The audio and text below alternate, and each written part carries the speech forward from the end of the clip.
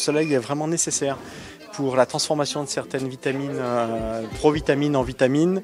C'est important pour le capital osseux, c'est important pour la peau aussi, il en faut une certaine. Et alors surtout, c'est important pour le moral. Autant le soleil est nécessaire, autant l'exposition au soleil est à modérer.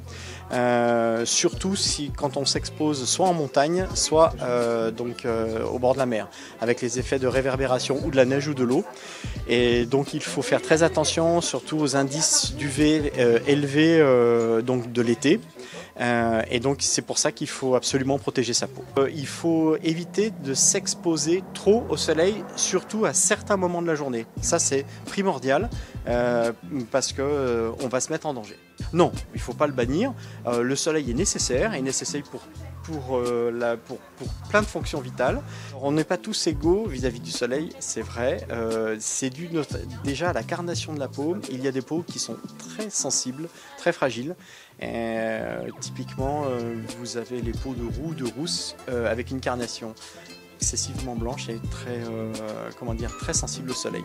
Voilà. Mais indépendamment de ces problèmes de sensibilité, il y a de toute façon, une façon générale, un besoin de se protéger absolument pour tout le monde. Sur l'éclairage solaire, il y a des indices qui sont répertoriés, donc ils vont de 20 à 50.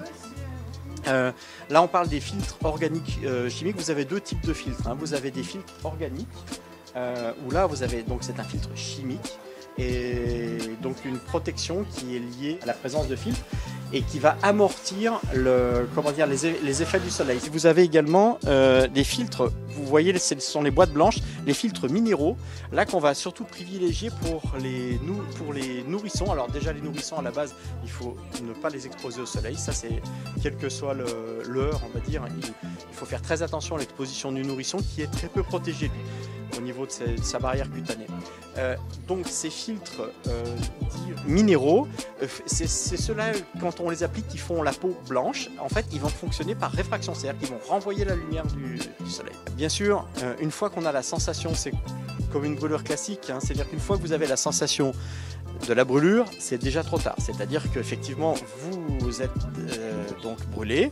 Donc dans ce cas-là, cessez immédiatement l'exposition au soleil. Il va falloir hydrater très, très rapidement et très fortement cette peau avec des produits qui vont corriger cette brûlure par irradiation. Alors, c'est pas suffisant. Il va falloir dans les jours suivants ne plus s'exposer du tout au soleil et laisser la barrière cutanée se réparer.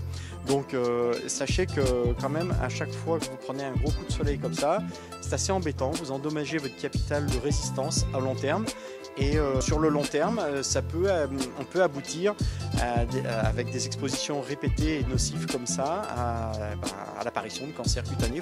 Et les coups de soleil ne font absolument pas bronzer, ils vont endommager l'épiderme, ils vont aboutir à un renouvellement de la peau, enfin de la partie superficielle de la peau.